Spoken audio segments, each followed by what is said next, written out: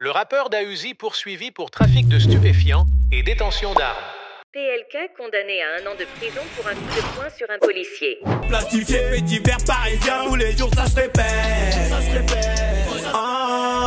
Souvent les auditeurs de rap en France comparent le rap US et le rap français en soulignant le fait que là-bas ce qu'ils racontent dans leurs textes ils le vivent vraiment, notamment lorsqu'ils parlent de la rue, du ghetto et tout ce qui l'entoure. Contrairement aux rappeurs d'ici qui se contenteraient de s'inventer une vie ou de raconter celle de personnes qu'ils côtoient. Certes nos rappeurs ont pas de mugshot iconique comme certains aux États-Unis, mais dans cette vidéo vous verrez que le rap français c'est pas tout beau tout rose comme certains peuvent le penser. Et vous verrez que certains rappeurs n'inventent rien.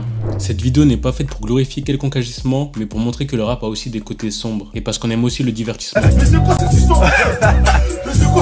Avant que la vidéo commence, abonnez-vous, activez la petite notification, ça me donne de la force, vous savez déjà. Donc voilà. Et je viens de créer aussi une chaîne secondaire où dessus je mettrai des rediffs de live Twitch. Je vous ferai découvrir des nouveaux rappeurs, on parlera de l'actualité du rap et plein d'autres choses. Des vidéos en plus court format, donc allez me suivre dessus. Sur ce, bonne vidéo.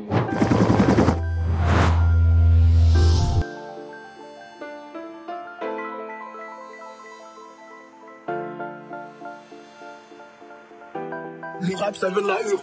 Alors tu veux que je te parle de quoi? 2019 est une grosse année pour beaucoup de rappeurs, mais surtout Chili. Chili de son vrai nom, Chari Masengo, est un rappeur qui vient du 94 dans le Val-de-Marne, plus précisément à Chevilly-la-Rue. Il commence le rap officiellement en 2017 en sortant son premier clip, Quelle époque. Après ça il envoie quelques clips, mais ce qui va vraiment commencer à faire parler de lui, c'est sa série de freestyle complètement rébanave.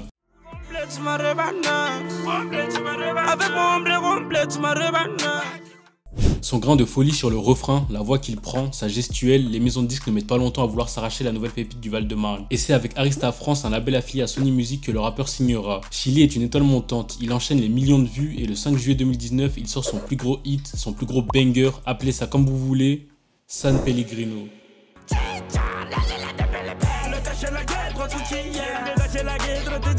Le titre tourne de partout, c'est un des sons de l'été, on peut pas rêver mieux pour Chili, mais malheureusement, le bonheur sera de courte durée. Un jour alors qu'il était en scooter avec un pote à lui, des fonctionnaires de la brigade cynophile remarquent qu'il y a une personne sur le scooter qui n'a pas de casque. Donc ils vont pour les contrôler et ça part en course-poursuite. Mais dans la fuite, ils auraient percuté un policier qui aura une dent cassée et une blessure à la jambe et au coude suite à ça. Et les médecins lui prescriront 10 jours d'ITT. Ensuite il est passé en comparution immédiate là où il a été reconnu coupable. Après quelques débats avec la justice, il est dehors. Après ça, il sort son deuxième album le 7 février avec un feat avec Koba qui avait fait le buzz.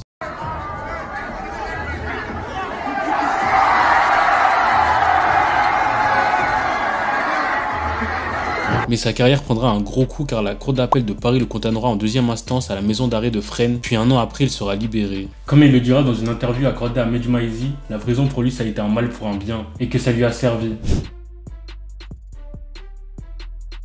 On est en 2022, Koba n'a rien sorti en morceau solo, mais on le retrouve partout en featuring. Mais cette année-là, il fera parler de lui à cause d'une sombre affaire. Le 26 novembre 2022, Kobalade est placé en garde à vue, puis mis en examen après avoir participé à une violente bagarre en sortant de la boîte de nuit The Key dans le 9e arrondissement de Paris. D'après Koba, des personnes auraient tenté de l'approcher et de trop tourner autour de sa montre, ce qui lui aurait pas plu. Et après ça, la boîte s'est transformée en zone de guerre. Koba et ses gars ont commencé à se battre avec ces mêmes personnes. On était en boîte.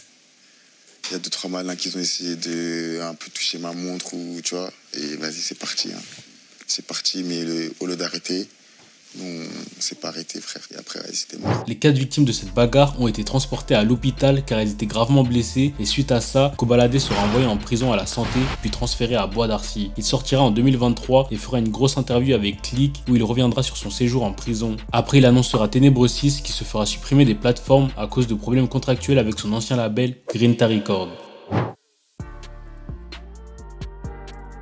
Mervin Mvulubundu, de son vrai nom Uzi, est un rappeur du 77 à Noisiel. Il commence le rap en 2016 à l'âge de 16 ans en sortant quelques titres. On n'est pas des killers, mais on va te montrer qu'on s'est tué. Mets-toi à choco, je vais te mettre une banane. Tous les jours push quand même quand y'a viré sur Paname. Je fais pas pétard pour une putain de raclée. On va t'attacher, on va te montrer c'est qui les vrais rapi. Y'a mon équipe, y'a la tienne. Nous, c'est les plus de... On pouvait déjà ressentir dans sa manière de rappeler les prémices de son flow actuel. Pour quelqu'un qui vient de débuter dans le rap, je trouve que les sons sont pas mauvais, au contraire. Uzi fera une série de freestyle qui s'appellera Drive By, mais il la supprimera peu de temps après car il jugera qu'elle n'avait pas été bien travaillée. Suite à ça, il voulait faire les choses carrées. Il sortira sur la chaîne Demolition une série de freestyle qui s'intitule Akrapovic. Y'en a deux deviennent fous à entendre le bruit des bécanes.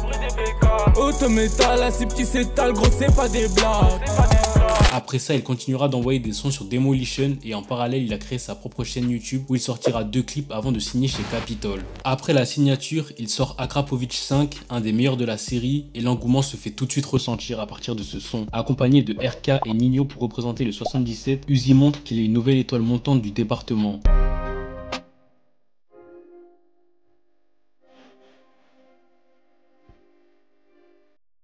C'est du tout droit pour Uzi jusqu'à ce qu'il sort, ce qui sera le morceau qui le fera le plus exploser à l'échelle nationale, À la fête. Et tu vas se ramener à la fête, je ramène les boîtes à la tête, à ce qui paraît que je suis pesé. Le 18 février 2021, il sort son premier album, Cœur abîmé. Projet que je trouve très sous-coté d'ailleurs, donc allez le streamer les gars. D'ailleurs je pense que je ferai une vidéo plus en détail sur la carrière d'Uzi. Lors d'un contrôle routier du côté de Logne, Uzi a donné une fausse identité et a été trouvé avec une sacoche avec 3000 € en petite coupure. Et lorsque la police l'a interrogé sur la provenance de cet argent, il a indiqué qu'elle provenait de ses sponsors qu'il avait. Mais la police pas convaincue, le place en garde à vue et le lendemain ils se rendent à son domicile pour faire une perquisition. Et ils seront stupéfaits de leur découverte car chez lui ils trouveront des téléphones, de la drogue, des balances, des couteaux et des munitions d'armes. Il aurait expliqué pour sa défense que la drogue ne lui appartenait pas et qu'il aurait trouvé comme ça en se baladant tranquillement 10 kilos de... ouais. Au final, Uzi sera condamné à 4 mois d'emprisonnement pour détention de stupéfiants, de munitions d'armes de catégorie B et refus de divulguer le code de déchiffrement d'un portable. Contrôle de police, tu vas en prison. Comment? Pas en prison, je me regarde à vue. Ouais, tu regardes, mais t'as pas fait 4... Tout de suite, vous en faites pas. T'avais pas fait 4 mois? C'était pas 4 mois de prison? Non, j'ai pris 4 mois d'emprisonnement. Ah, ok. C'est pas parce que j'ai pris 4 mois d'emprisonnement que t'es allé. Voilà. Non, après j'ai dû mettre le bracelet là. J'ai eu le bracelet pendant 8 mois, 9 mois. Zbatata est un collectif de Marseille composé de 5 rappeurs, Badri, Rashton, Sky, Miaous et Mazen. Le groupe a commencé à faire parler d'eux aux alentours de 2010, date à laquelle ils sortiront leur premier projet, À la Zbat. Après ça, ils enchaîneront les scènes locales et ils enverront des clips sur Dailymotion. C'est le mec qui fait le bruit, MC fait-moi la rate. Dans tout le monde patrouille, quand je tire, patata, pour vous dire. L'année de la fin du monde, ils sortent leur projet 2012 et commencent à faire briller leur nom dans Marseille. Et en 2014, ils sortent leur album VRV, Vrai reconnaissent vrai. Et dessus, on retrouve des gros noms comme Alonso et Soprano. Mais alors qu'ils feront une tournée pour promouvoir leur album VRV, le groupe aura l'idée de faire quelques cambriolages dans certaines villes où ils sont bookés. Un soir, pendant qu'ils essayaient de s'introduire dans un bureau de tabac, le propriétaire a appelé la police en leur signalant que des personnes essayaient de rentrer dans son magasin par effraction. Le groupe prendra alors la fuite dans un 4x4, mais comme c'est le véhicule qui a été utilisé dans des cambriolages précédents, la police pourra l'identifier. Leur périple s'arrêtera à Rouen car ils seront interpellés et la police trouvera une bonne partie du matériel dérobé dans le coffre du véhicule. Ils expliqueront devant la juge qu'ils ont fait ça car ils se sont chauffés entre eux et comme c'était simple, ils ont continué. Après ça, ils seront condamnés à 8 mois de prison.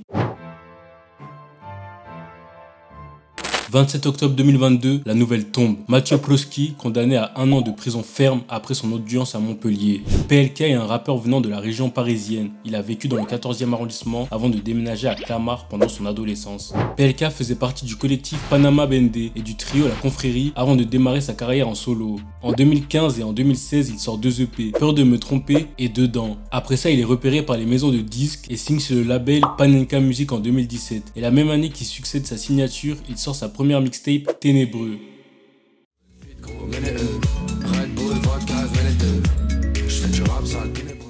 Le 30 mars 2018, il sort sa deuxième mixtape Platinium. Pour PLK, c'est du tout droit. En 2019, il sort Polak, son premier gros succès commercial certifié double disque de platine. Dessus, on retrouve des artistes comme SCH et Nekfeu. Des sons tournés en boucle tout l'été, Monégasque et Polak, c'était vraiment quelque chose.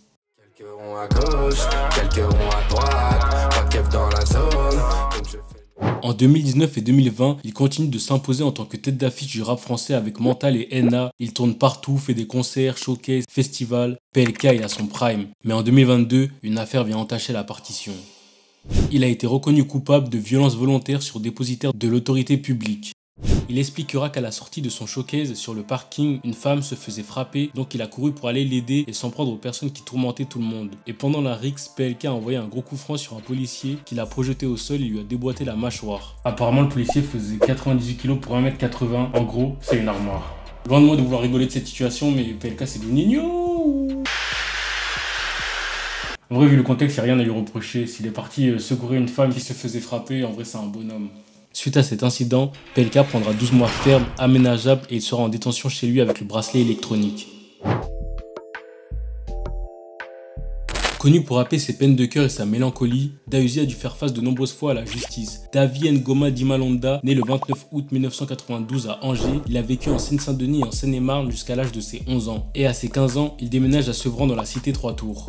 Il a commencé en faisant des freestyles quand il était posé avec ses gars en bas de chez lui ou dans des voitures. D'ailleurs, on peut en retrouver quelques-uns sur sa chaîne YouTube datant de 2014. Comme un darblé armé par la patience, elle se prend des tuyaux chicha dans le... Elle veut voir mes parents. La même année, il sort une première mixtape qui s'appelle Sans prétention. Mais freiné par ses problèmes avec la justice et ses incarcérations, c'est en 2017 que Dahuzi se lancera sérieusement dans la musique avec sa série de freestyle La D en personne. J'ai tourné 2 étés, je suis pas sorti costaud, là je suis avec souris, demain je suis en Floride. À la fin de l'année 2017, il signe avec Rec 118. Suite à ça, il continue avec sa série de freestyle en collaborant avec des artistes sevranais comme 13 Blocs et Maes. Le 21 septembre 2018, il sort Entre les murs avec la tête d'affiche du label Nino. Mais les titres qui le feront décoller et connaître du grand public, c'est La vraie vie et Mexico. La drogue dure, tu sais pas qui la vend. J'ai mal au cœur, c'est à qui j'en veux. Le 18 janvier 2019, il sort sa première mixtape, Mexico, qui finira disque d'or par la suite. Il enchaînera avec 2 albums, Architecte en 2020 et Vrai de Vrai en 2021. Lors d'un contrôle d'identité devant chez lui, la police trouve Dahuzi en possession de 5 900 € en cash. Ils ont ensuite décidé de perquisitionner sa maison et ils ont trouvé 4 kg de résine de canne, une arme et des munitions. Les policiers opéraient sur la base d'un renseignement qu'ils ont eu. DAU sera poursuivi pour trafic de stupéfiants et détention non autorisée d'armes de catégorie B. Mais il sera relâché pour vice de procédure car le tribunal jugera que le contrôle d'identité était illégal et qu'il ne pouvait pas simplement se reposer sur de simples renseignements. Après ça, Dahuzi remerciera son avocate Neyri Zadourian qui fera le buzz suite à cette affaire. C'est la fin de la vidéo. Si vous avez apprécié, abonnez-vous, lâchez un like et faites-le moi savoir en commentaire. Je vous lis tous et j'essaie de répondre au maximum à tout le monde. J'ai fait cette petite vidéo parce que je voulais vous envoyer quelque chose étant donné que je suis pas très actif ces derniers temps. Mais c'est parce que je suis en train de préparer 2-3 vidéos en ce moment sur des rappeurs français que pas beaucoup de youtubeurs ont fait, voire personne, donc ça me prend du temps. Et en plus de ça, mon PC n'arrive plus trop à suivre mes montages. Donc j'attends d'avoir tous les composants de mon prochain PC pour faire les prochaines vidéos dessus pour qu'elles soient plus quali. Mais bon, je vais pas raconter ma vie sur cette chaîne. Donc allez me suivre sur ma chaîne secondaire et sur mes réseaux. Sur ce, bye! C'était mon coude.